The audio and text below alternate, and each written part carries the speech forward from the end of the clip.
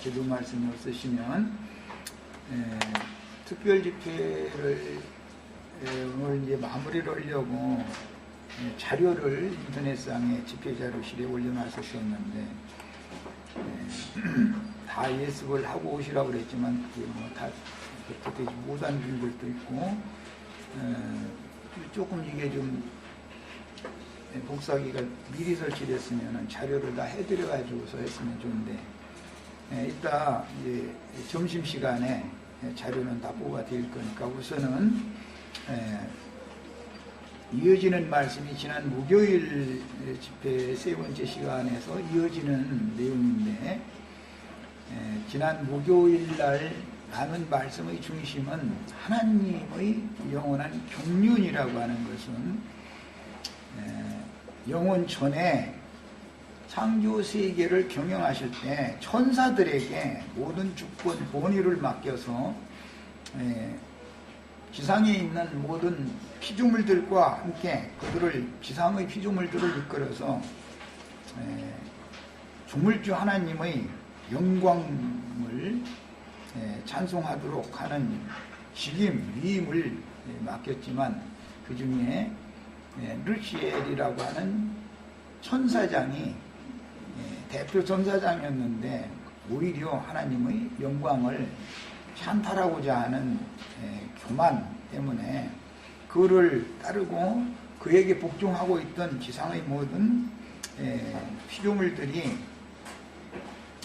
하나님 앞에 심판을 받아서 하나님의 영원한 이제 목적을 실현하는 일에 있어서는 오는 새 세상을 천사들에게 복종케 하고 천사들에게 영원히 하나님을 찬양하는 그런 위임을 맡기는 것이 하나님의 뜻이 아니었었다. 그것은 영원 전에 이미 하나님께서 그런 전지전능하신 하나님이 계획과 작정 때문에 그들이 타락할 수도 있었고 그렇게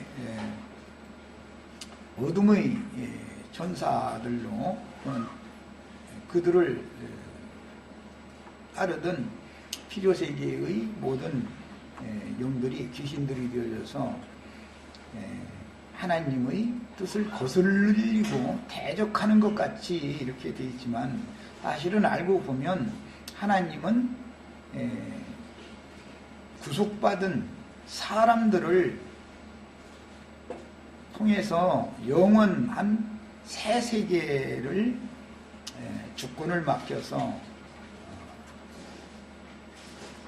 상속해 주시고 그들을 통해서 영원토록 모든 피조물들과 함께 하나님이 영광과 찬양을 받으시는 것이 하나님의 계획이었다. 그러므로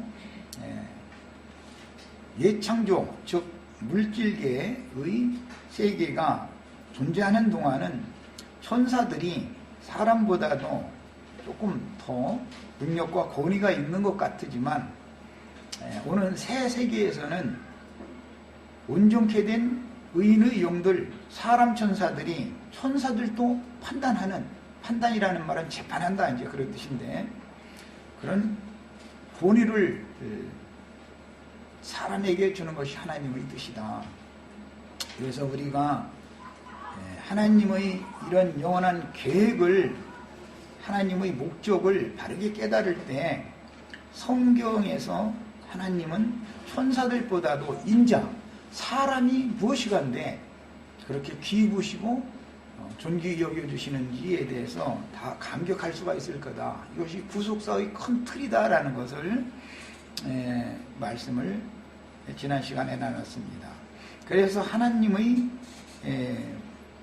목적을 위해서 지으신 천사들에게 장차 올 세상을 상속해 주려는 것이 아니고 영원한 새 세계는 사람 천사들에게 상속해 주려고 하시니 마귀는 하나님의 일에 쓰임을 받으며 다 타락천사가 된 게 아니라 여전히 하나님의 영광을 수직하고 찬양하는 천사들도 많이 있죠.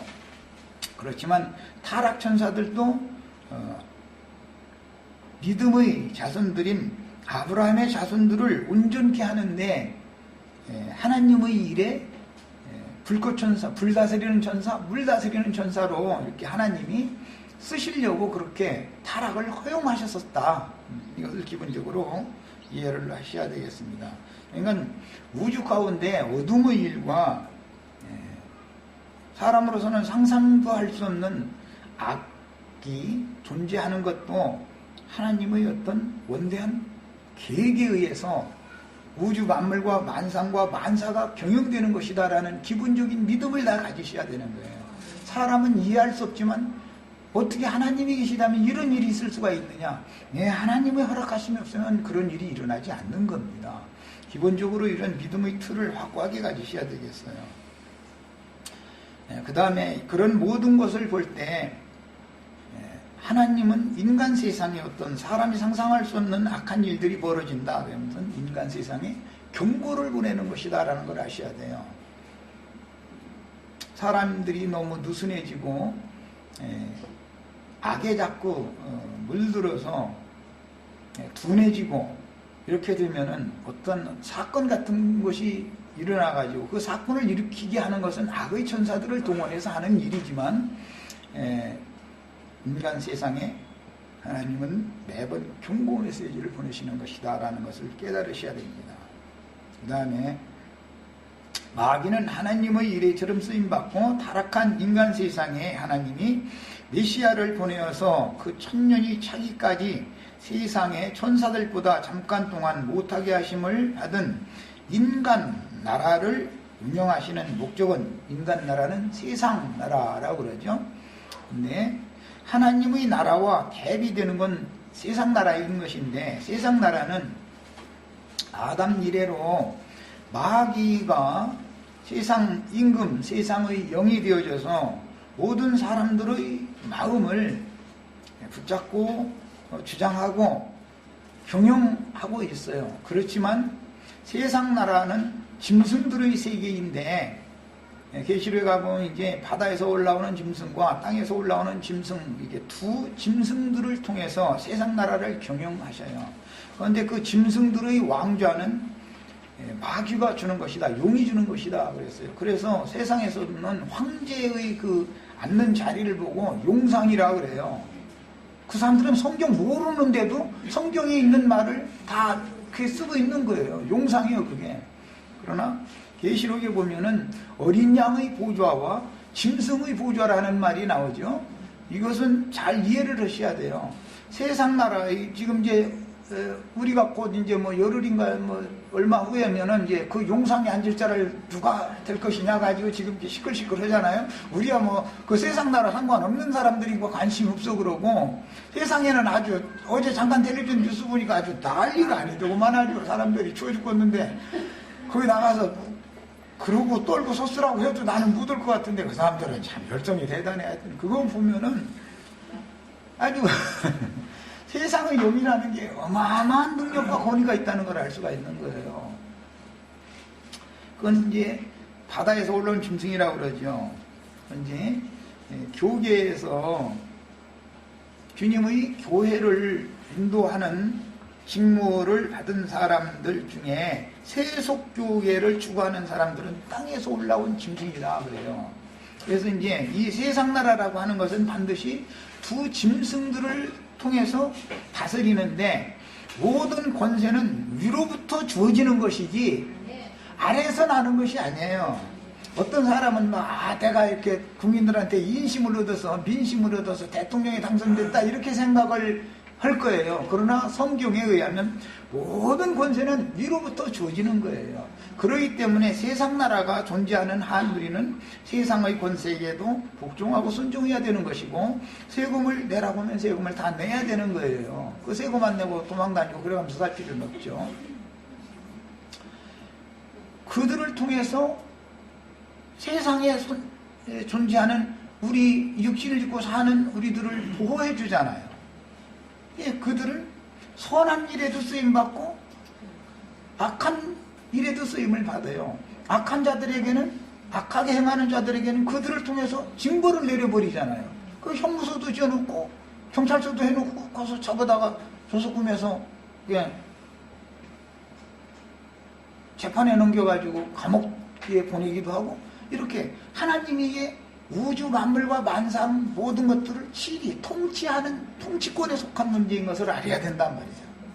그런데 이 하나님의 행정에 대해서 모르면은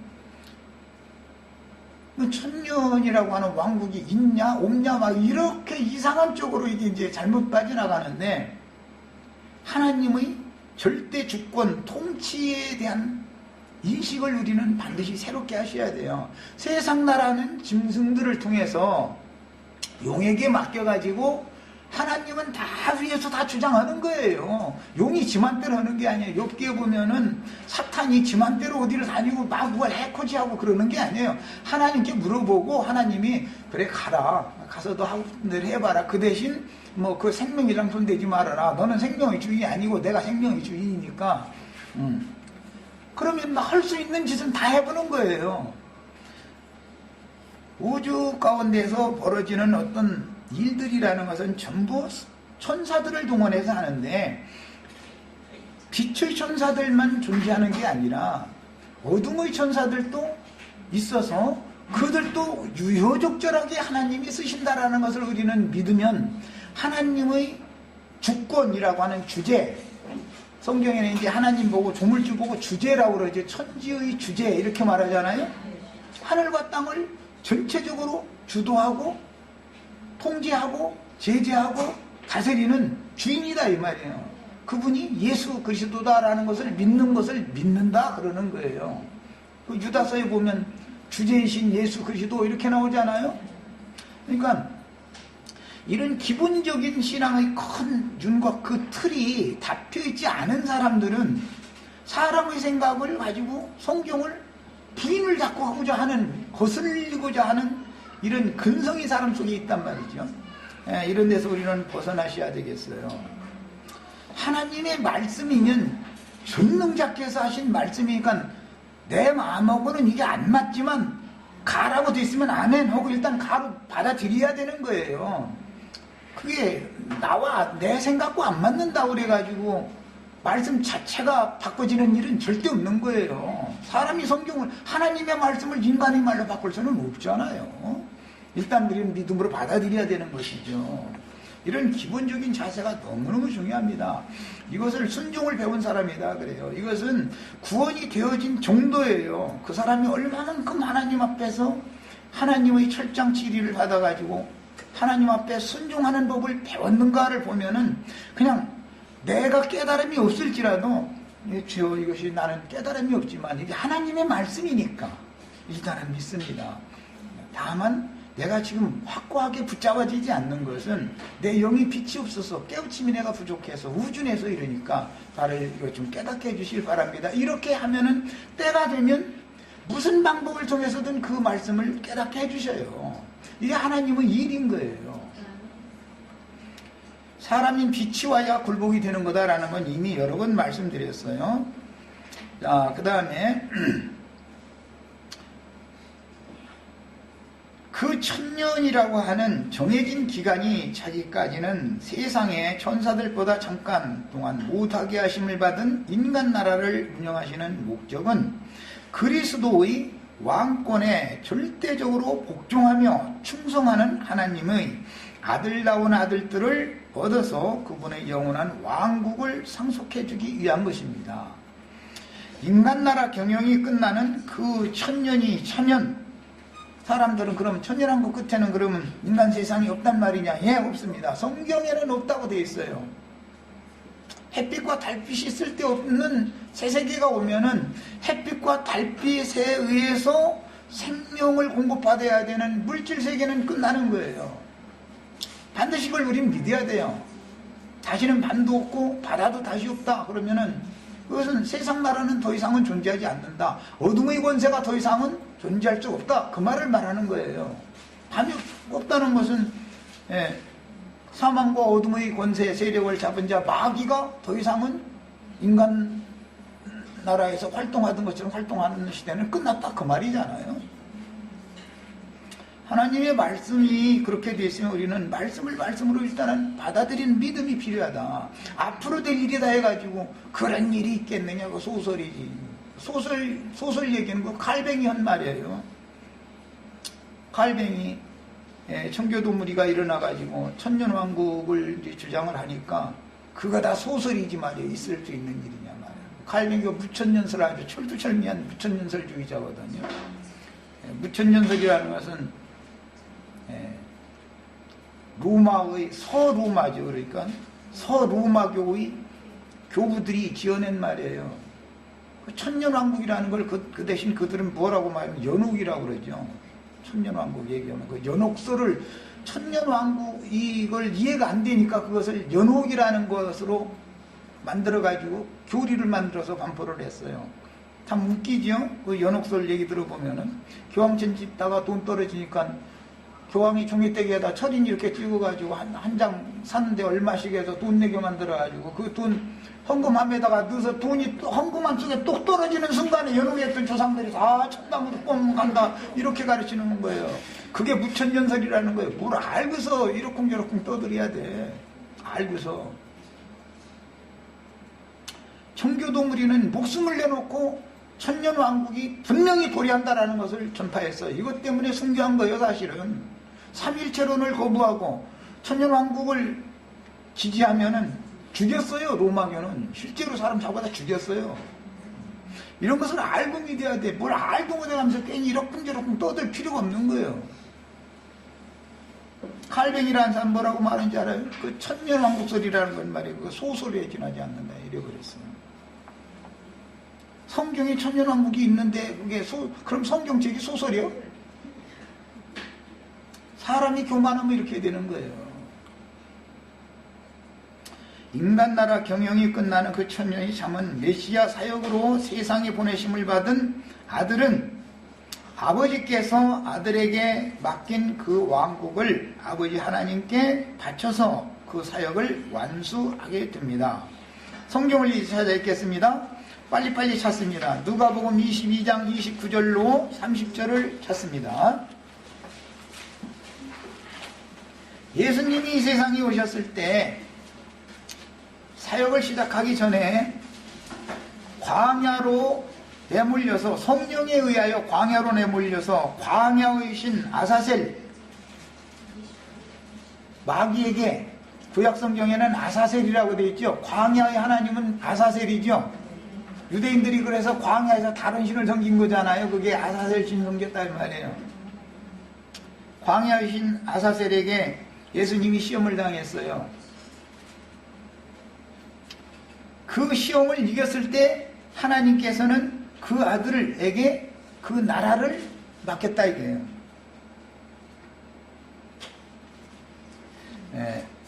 누가복음 22장 29절 30절 읽습니다.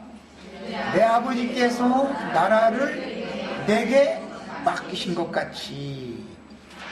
예수 그리스도의 아버지와 유대교 지도자들의 아버지는 다르죠. 유대교인들의 아버지는 뭐였어요? 너희는 너희의 비 마귀로부터 났다 했어요. 그래서 하늘에 계신 내 아버지요, 아버지가 다르다라는 것이 얼마나 중요한지를 알아야 돼요.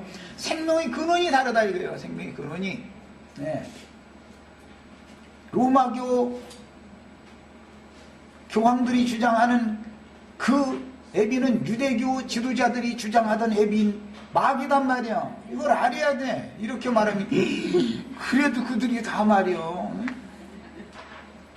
믿는 신자들 가르치는 신부님들이고 주교들이고 교황님인데 더구나 교황님한테까지 그렇게 마귀 이 세상에 태어난 땅에서 올라온 짐승은 교황이 대표단 말이야. 바다에서 올라온 짐승은 뭐 미국 대통령이 지금 이 세상에서는 대표지만 이런 걸 알아야 돼. 성경이 말하는 의도를. 자, 그건 용에게 그런 권세를 받는 것이지. 이런 것도 몰라가면서 말이요. 이러쿵 그냥 했으면 난 답답해 죽겠어요. 성경 이야기를 성경 내용을 너무 모르는 거니까. 주님께서 하나님이 종을주 하나님 아버지께서는 말씀이신데 그 말씀께서는 그분의 말씀으로 사람으로 오신 예수님께 하나님 나라를 맡겼다 이거예요. 하나님의 나라를. 그래서 내 아버지께서 나라를 내게 맡기신 것 같이 이랬어요. 자, 이것을 나도 너희에게 맡겨. 이제 제자들에게 예수님을 통해서 또 맡기는 거예요. 이것을 분깃을 얻는다 그래. 구약 성경에는 맏아들이 통째로 기업을 얻으면 지체 자손들은 그 맏아들의 명의 하에 분깃을 얻는 거예요. 분깃을. 그것이 구약의 상속법에 썼어요. 그래서 이 하나님의 아들 예수 그리스도가 하나님 나라의 주권자가 됐으면 주님께 우리들은 자기 분량과 자기에게 임한 빛의 정도만큼, 하나님 나라는 빛의 나라니까 정도만큼 각각 분깃을 얻는 거예요. 이렇게 하는 거예요. 자, 그 다음에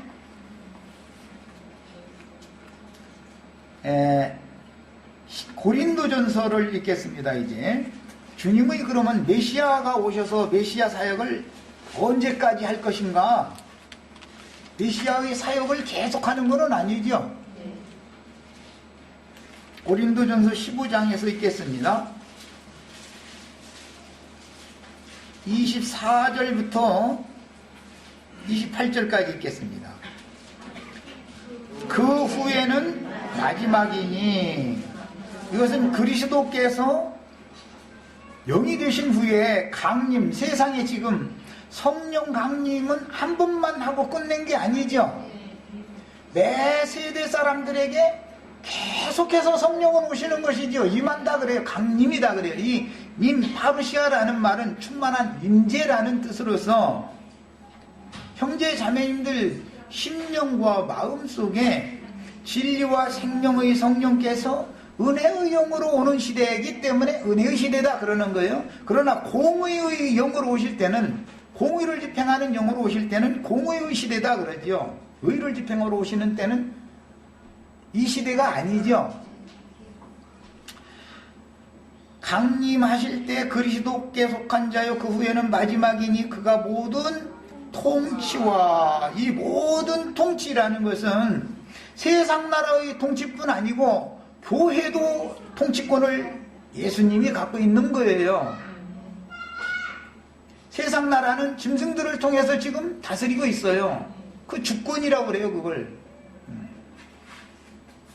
그 다음에 모든 권세와 능력을 대통령이 되고 또는 교회에서 인도자가 되면 대통령은 세속적인 권세와 능력이 주어지고 교회의 인도자는 영적인 능력과 권세가 주어지죠.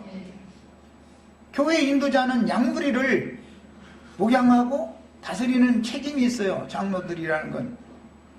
세상 나라의 군왕들은 세상 백성들을 공의로 다스릴 권세와 능력이 부여되는 거예요.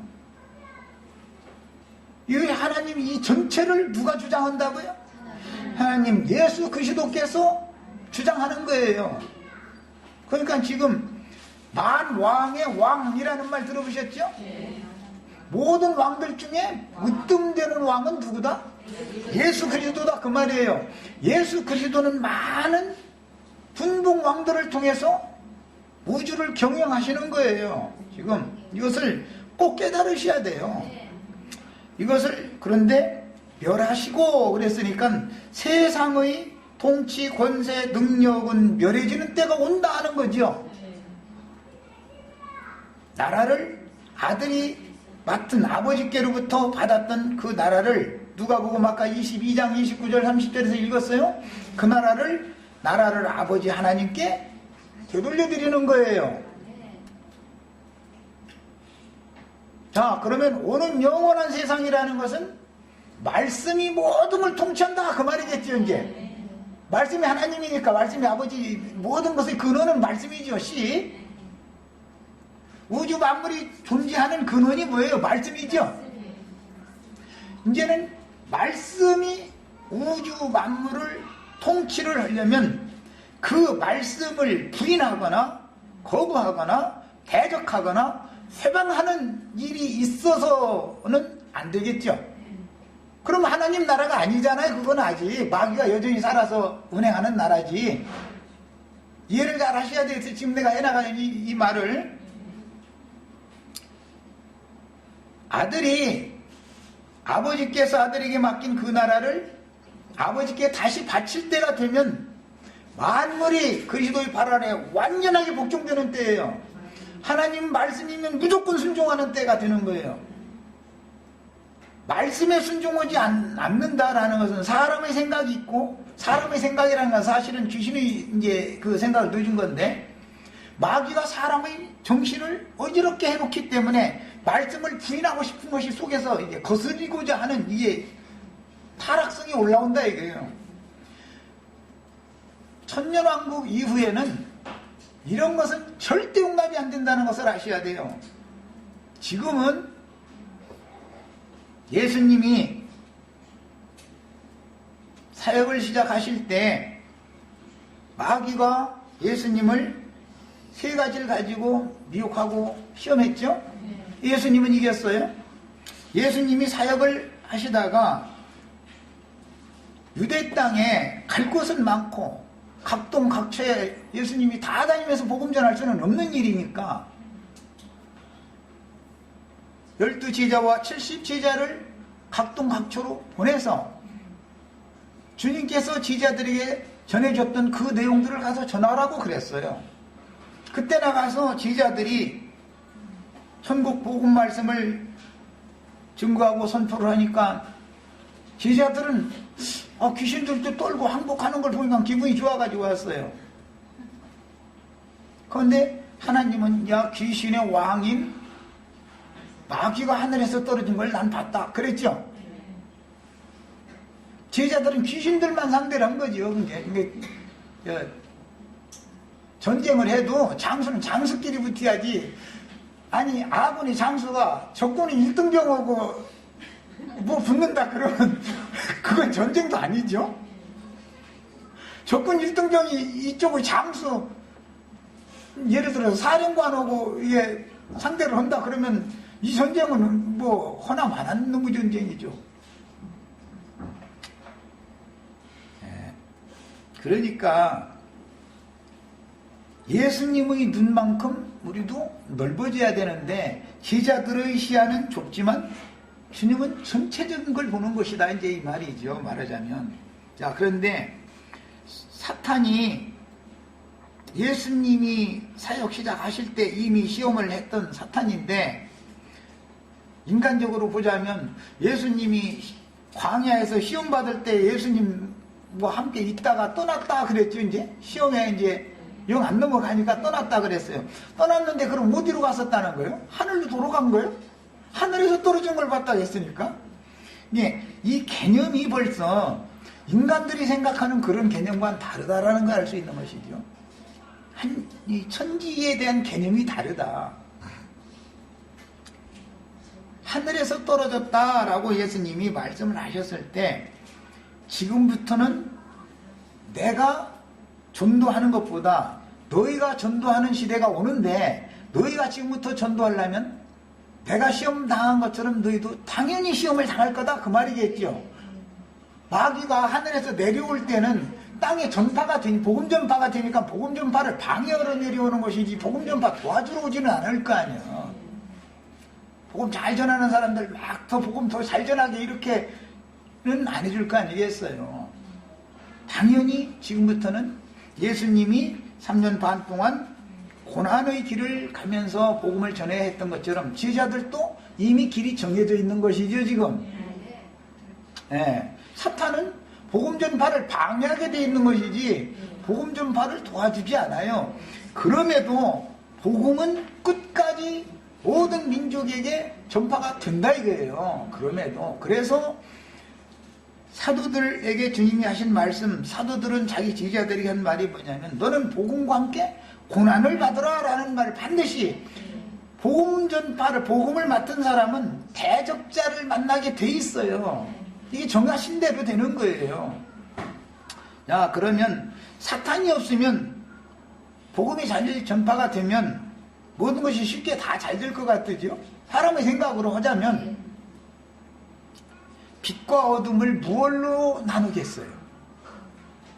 사도들이 복음을 잘못 전하는지 정말로 예수님이 증거하고자 하는 대로를 잘 전하는지를 무엇로 구분을 하냐고. 어둠이 있어야 빛이 드러나는 거예요. 하나님이 하시는 일이에요, 이것이. 그래서 진리의 영과 미혹의 영을 분별하게 하는 거예요, 자꾸. 복음이 전파되면 비진리도 당연히 전파되게 돼 있어요, 따라서 사탄도. 이것은 결국은 나눠야 되잖아요. 나눌 때는 빛의 천사들을 주님께서 보내셔가지고 지혜와 계시의 신이 그분의 영을 믿는 사람들 신앙세계에게 보내가지고 진리의 증인들을 통해서 증거하게 한다 이거예요. 그러면 진리의 증거가 증거되는 만큼 어둠의 사자는 가만히 있느냐? 사탄도 자기 사자들을 부지런히 보내서 계속해서 회방하고 대적하게 하는 일은 영적 싸움은 계속 되는 거예요. 대대로. 와 동시에 복음은 계속 전파되는 거예요. 이것이 하나님의 우주 경영인 것을 깨달으셔야 돼요. 세상에서도 필요악이라는 말 들어보셨죠? 네. 그래서 어둠의 권세자들을 하나님이 세상에 두는 거예요. 어떤 때는 폭군을 일으켜버려요. 바벨론 왕을 일으키고 헬라 왕을 일으키고 로마 왕을 일으키고 로마의 그 케자리라고 하는 시저라고 그러지 영어로는 그런 사람들을 왜 일으켜요? 왜? 열 황제가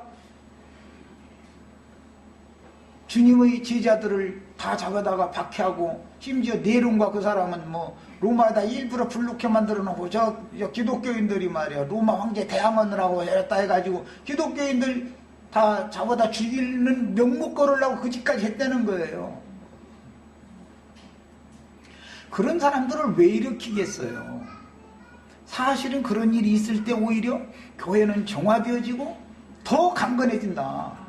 진리 편에 설 사람은 수가 적지만 그쪽에 쓰는 거고 이제 육신적으로 살아남기 위해서 세습과 적당하게 해야 육신적으로 살아남겠으니까 그쪽 편 들 사람 그쪽 편 딱딱딱딱 자꾸 가르는 거예요. 필요할 때마다. 이런 것을 꼭 깨달으셔야 되겠어요. 그 다음에 이번에는 로마서 8장에서 읽겠습니다.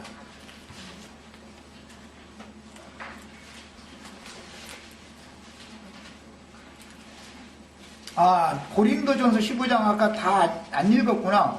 내가 읽을 나가겠습니다. 능력을 별하시고 나를 아버지 하나님께 바칠 때라 그가 모든 원수를 그 발 아래 둘 때까지. 그랬으니까 모든 원수를 즉 진리를 대적하고 해방하는 어둠의 세력들을 주님께서 발 아래 둘 때가 반드시 와야 되겠죠.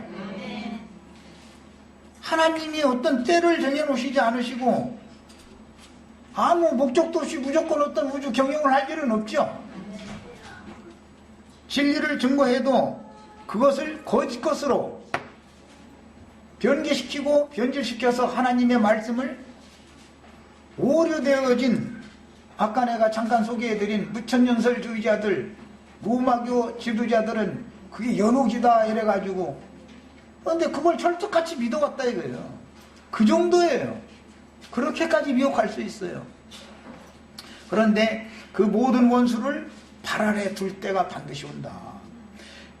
발 아래 둘 때까지 반드시 왕으로 다스리니 여기 왕으로서는 칠이 통치라는 용어가 사용되지 않고 목자로서 다스린다 그런 이제 용어가 사용이 되는데 이것은 이미 통치에 관한 다스린다는 말을 할 때 통치라는 용어가 있고 목자로서 목양한다라는 용어 두 가지가 있다라는 이미 내가 히브리어나 헬라어 양면에서 다 말씀을 이게 증거를 했으니까 이해를 하고 계셔야 돼요. 맨 나중에 멸망받을 원수는 사망이니라 그랬는데 사망 권세자가 누구죠? 사망으로 말미암아 사망의 세력을 잡은 자 곧 마귀를 없이 하시려고 예수님이 오셨죠. 그런데 아직 그 마귀가 완전한 심판에 들어가지는 않았죠. 그러면은 맨 나중 멸망받을 원수 사망이 언제 멸망받아요?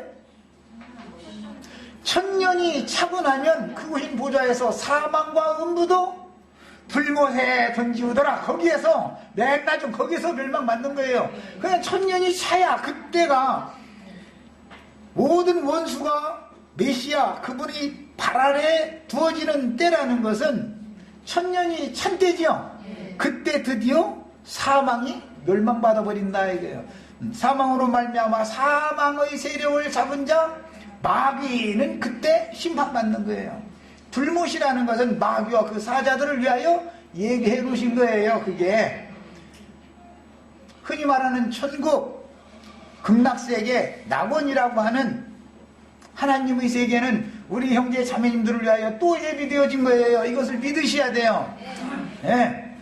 영영한 불못도 하나님의 목적을 위하여 예비하셨고 극락의 하나님의 왕국 낙원의 세계도 하나님이 우리 형제 자매님들을 위하여 예비해 놓으신 거예요. 이것을 꼭 믿으셔야 돼요. 만물을 그 발 아래 두셨다 하셨으니 만물을 아래에 둔다 말씀하실 때에 만물을 그의 아래에 두신 이가 하나님이죠. 말씀이 이렇게 돼 있다 이 말이에요. 그 중에 들지 아니한 것이 분명하도다. 만물을 그에게 복종하게 하실 때에는 아들 자신도 그때 만물을 자기에게 복종하게 하신 이에게 복종하게 되리니 이것은 아버지 말씀께 인자도 말씀이 육신이 되어 세상에 메시아로 보내심을 받았으니까 자기 사명이 끝나면 천년왕국이 끝나면 그 말이지 이제 끝나면 하나님께 그 나라를 바치게 되고 만물을 자기에게 복종하게 해주신 그분에게 그리스도 메시아도 복종하게 되리니 이는 하나님이 만유의 주로서 그래서 아까 내가 영원 천년왕국이 끝난 다음에 영원한 세계는 뭐가 다스린다?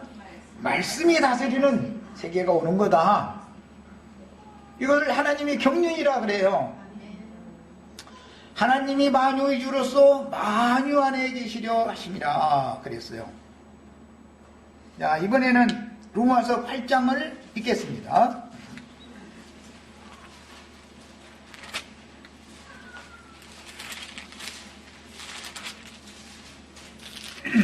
로마서 8장 18절부터 25절까지만 읽겠습니다. 생각건대 현재의 고난은 장차 우리에게 나타날 영광과 임하신다라는 것과 나타난다라는 그 말씀 표현을 잘 이해하셔야 돼요. 이것은 어디부터 온 거냐면은 제자들이 주님의 예언에 대해서 질문을 할 때 주여 주 임하심과 그때 무슨 징조가 있겠습니까? 그렇게 예수님이 답변할 때는 인자의 나타나는 날에는 이라고 답변하시죠. 주님이 임하시는 기간이 있고 나타나는 때가 있죠. 지금은 우리가 하나님의 아들들이지만 하나님의 자녀들이지만 그의 나타내심이 아직은 완성되지는 않았죠. 그의 나타내심을 우리는 고대하는 사람이에요. 그의 나타내실 때 우리가 주와 함께 오는 세상에 내려와서 모든 사람들에게 기이 여김을 받고 영광을 받게 해드리는 천사들이 되는 거예요. 근데 지금은 빛의 천사들이 우리를 이끌어서 하나님께 영광을 돌리게 하는 사역에 쓰임받고 있죠.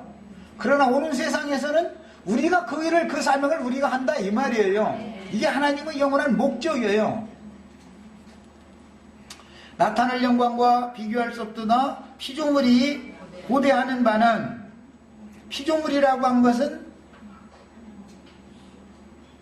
사람이 으뜸이지요. 만물의 지금 현재 세상에서 만물의 영장이라고 하는 게 인간이잖아요. 인간. 그런데